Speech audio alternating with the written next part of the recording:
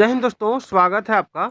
आज का जो टॉपिक है वो है बीपीएससी टीआरई 4 के लिए, जो बहुत ही इम्पोर्टेंट है।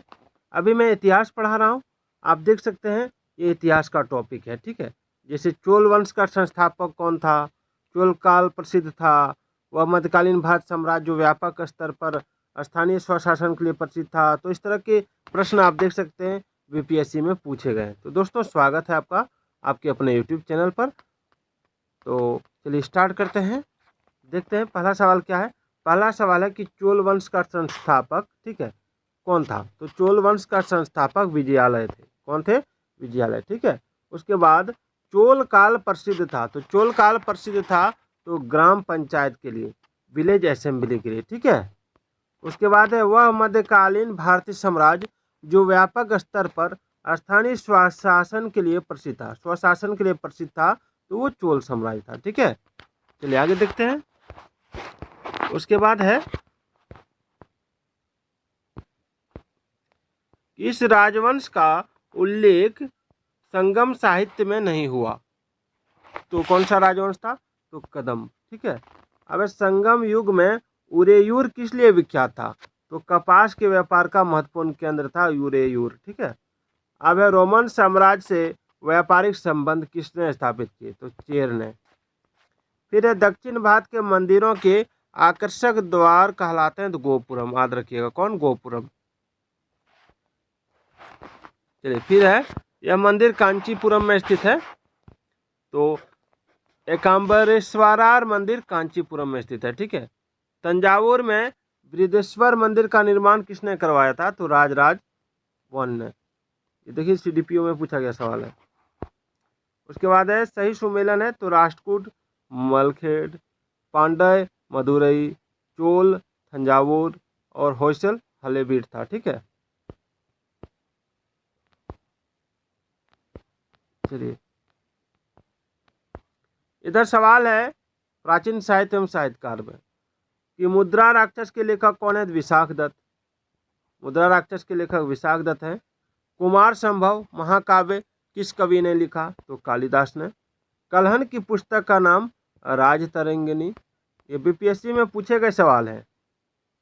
राजनीति की प्रारंभिक पुस्तक तो नीतिसार लिखी गई थी तो कामंदक के द्वारा, ठीक है।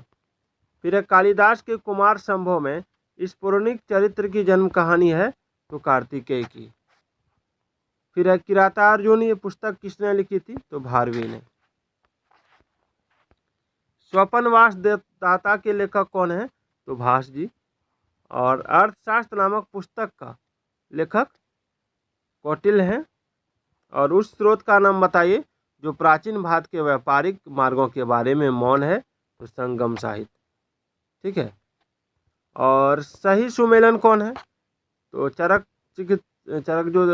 जी जो थे वो चिकित्सा से जुड़े थे, ब्रह्मगुप्त गणित से, और वरामिहिर ज्योतिष से, और विशाख दत्त नाटककार से, ठीक है।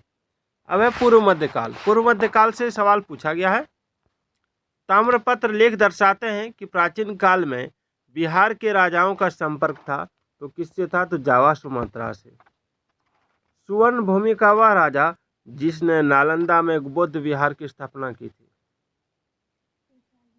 तथा उसके रख रखाव हेतु अपने दूत द्वारा देवपाल से 5 गांव दान में देने के लिए प्रार्थना की। तो वो कौन था? तो बालपुत्र देव, ठीक है।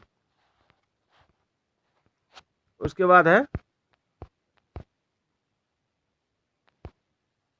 कि पृथ्वीराज रासो के लेखक कौन है? तो चंद्रबरदाई। और उदंतपुर शिक्षा केंद्र किस राज्य में अवस्थित था? बिहार में। और विक्रमशिला नामक प्राचीन विश्वविद्यालय की स्थापना बंगाल में किस शासक ने की थी? धर्मपाल ने।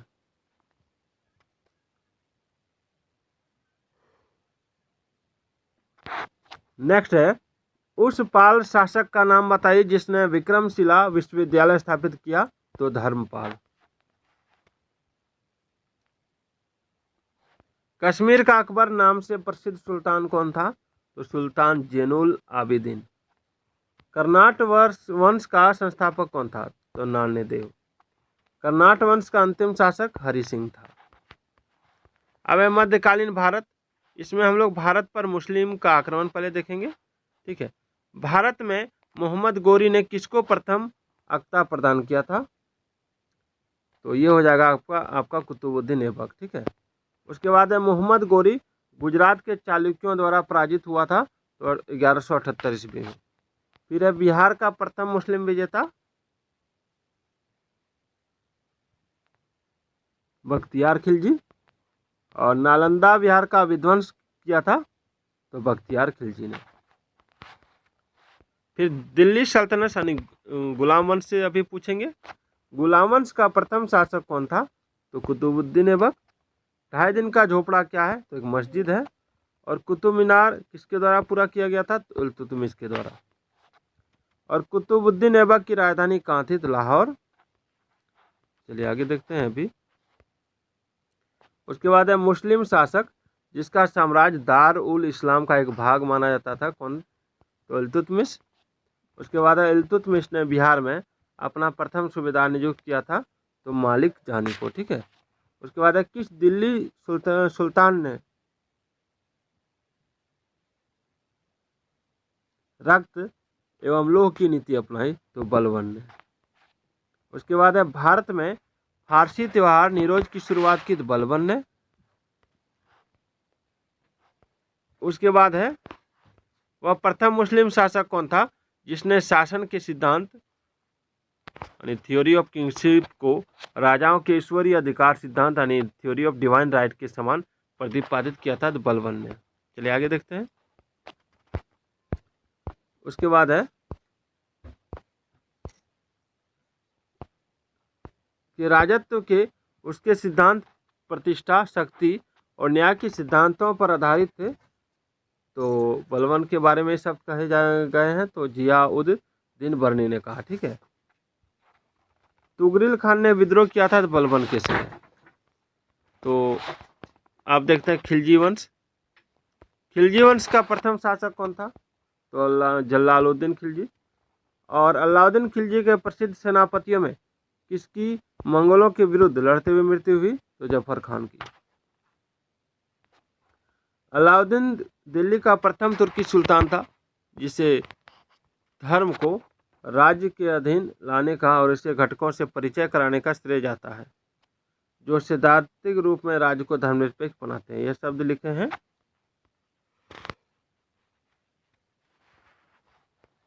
आपका A.L. श्रीवास्तव ने। उसके बाद है रानी पद्मिनी का नाम अलाउद्दीन की चित्तौड़ विजय से जोड़ा जाता है तो उनके पति का नाम क्या है? तो राणा रतन सिंह। फिर अलाउद्दीन खिलजी के आक्रमण के समय चित्तौड़ का शासक कौन था? तो राणा रतन सिंह। फिर है आपका अलाउद्दीन खिलजी के आक्रमण के समय देवगिरी का शासक कौन था? तो रामचंद्र देव। और इस सुल्तान के काल में खालिसा भूमि अधिक पैमाने पर विकसित हुई तो अलाउद्दीन खिलजी के समय में। किस सुल्तान ने जमीन में फसल की नपाई का आधा राजस्व के रूप में दावा किया? तो अलाउद्दीन खिलजी ने। सल्तनत काल में सार्वजनिक वितरण प्रणाली प्रारंभ की थी तो अलाउद्दीन खिलजी ने। उसके बाद है इनमें से किसने खलीफा की शक्ति का विरोध किया? तो इल्तुतमिश ने, अलाउद्दीन खिलजी ने, या मोहम्मद बिन तुगलक ने, या बलबन ने। तो इसमें हो जाएगा उपयुक्त में से कोई नहीं। जब उसने राजत्व यानी किंगशिप प्राप्त किया तो वह शरीयत के नियमों और आदेशों से पूर्णतया स्वतंत्र था। तो बर्नी ने यह कथन किस सुल्तान के लिए कहा? अलाउद्दीन खिलजी ने। अब है तुगलक और लोधी वंश। तो कश्मीर घाटी के अंतिम मुस्लिम शासक यूसुफ शाह चग, जिन्हें मुगल सम्राट अकबर द्वारा बिहार में निर्वासित किया गया था, दफन है नालंदा में। और किस सुल्तान ने बेरोजगारों को रोजगार दिलवाया था? फिरोज तुगलक ने।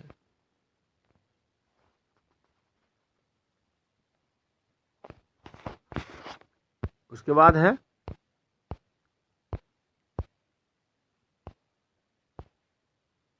कि इस सुल्तान के दरबार में सबसे अधिक गुलाम थे फिरोज तुगलक के सुल्तान के दरबार में।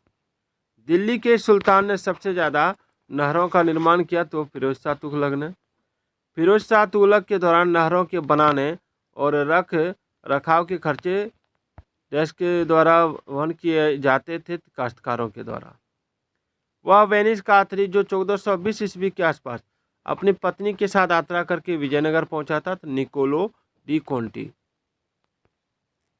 वह राजवंश जिसने सबसे लंबे समय तक दिल्ली सल्तनत पर राज किया तो तुगलक राजवंश था।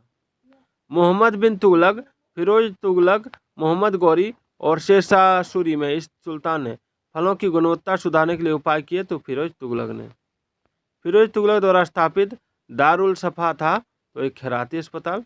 और तैमूर के आक्रमण के बाद भारत में किस वंश का राज स्थापित हुआ तो सैयद वंश। किस सुल्तान ने एक नगर बसाया जहां अब आगरा है तो सिकंदर लोदी ने। तो आज का ये वीडियो कैसा लगा कमेंट जरूर कीजिएगा। अगला टॉपिक होगा विजयनगर साम्राज्य, ठीक है, फिर होगा दिल्ली सल्तनत और उसका प्रशासन, फिर दिल्ली सल्तनत कला एवं स्थापत्य और साहित्य, फिर होगा भक्ति और सूफी आंदोलन, फिर होगा मुगल वंश, ठीक है। तो आज का वीडियो कैसा लगा बार जरूर कमेंट कीजिएगा।